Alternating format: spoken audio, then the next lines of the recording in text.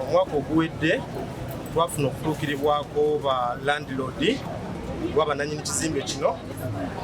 kizimbe kino nga batutegeeza nga omwami yali mupangisa waabwe yali alemeddwa okusasula rent. Tumuwandiikira ebbaluwa nga tumutegeeza ku nsonga era tumusaba ssente zaali zimubajjibwa mu kiseera ekyo $1,39,500 n'ekitundu azisasule, naye ne yeerema.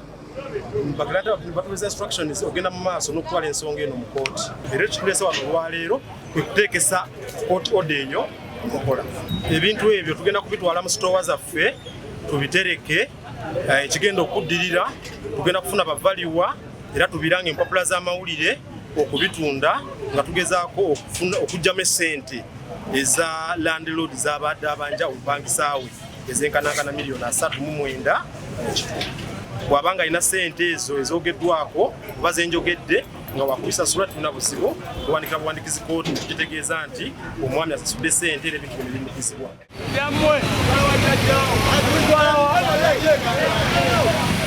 Download the app on App Store or Google Play Store now.